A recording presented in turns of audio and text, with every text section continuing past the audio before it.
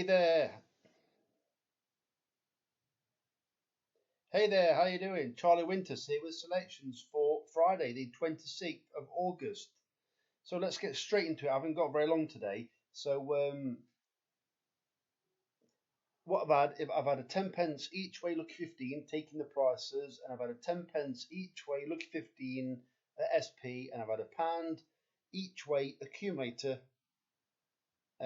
taking the prices. So I'm just going to show you one caption. So the first selection is Dream Casing at 15 to 8 in the 115 at Thirsk, paying 4 plays instead of 3.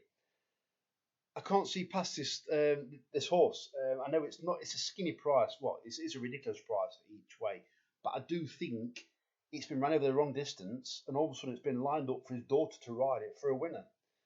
Grant Tur and Anna Tur, obviously father daughter combination. I do think this horse will win. If it repeats its seasonal debut, it'll pick these up and carry it around. Then it was stepped up an extra furlong to 7 furlongs. Well, I'm convinced that this horse is a 6 furlong sprinter. That's why it's so well handicapped, and that's why it ran so well on its seasonal debut over 6 furlong. The previous year, it's been run up to 7 furlong and a mile. I just don't think it stays that far. So I think it's absolutely thrown him. I think she's definitely one of the best jockeys in the race as well. The second selection is Oh So Charming at 18 to 1 in the 145 at Thirsk. This is a maiden, or should I say it's a novice 2-year-old event. It's probably not going to win the race. There is an odds-on chance. And then the second favourite has actually won already. As you'll be aware, when they've won and carried a penalty, I do think they're opposable. I still don't think this horse is probably going to beat that horse, the second favourite, but at 18 to 1 could drift a bit, could sneak into the places. Also, it's by Grant Tur again, so they could be looking for maybe the first and second race double. Who knows?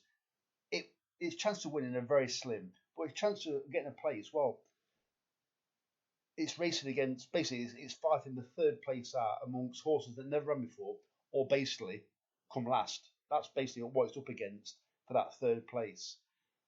So the third selection is Have You Missed Me? At 10 to 1 in the 653 at Hamilton, paying 5 plays instead of 3. I tipped this for a big handicap, and I still like the look of this horse. I think it's weighted to run very well. I do think, although it's up in the weights from last year, I still think it's very progressive, and it's still got a lot more improvement. And you might see if there is a little bit of money for it, that Ian Jardine is very good at lining horses up for big prizes. Don't get me wrong, quite a few of the trainers are, but I do like Ian Jardine up north. I think he's capable of pulling off a bit of a coup possibly. And the final selection is Crystal Guard at 11 to 2 in the 23 minutes past 7 race. This is also Ian Jardine. Tom Marquand takes a ride. This also, it's been a bit funny really, but it's extremely well handicapped. It's been bought from the Michael Bell stable. It's run a few times for Ian Jardine. It's only run nothing more than okay, but it's very well handicapped. So who knows what could happen? And I do rate Tom Marquand very highly. As we know, he's a decent jockey. So fingers crossed for Friday. The very best of luck. Charlie Winters over and out. Cheers, mate.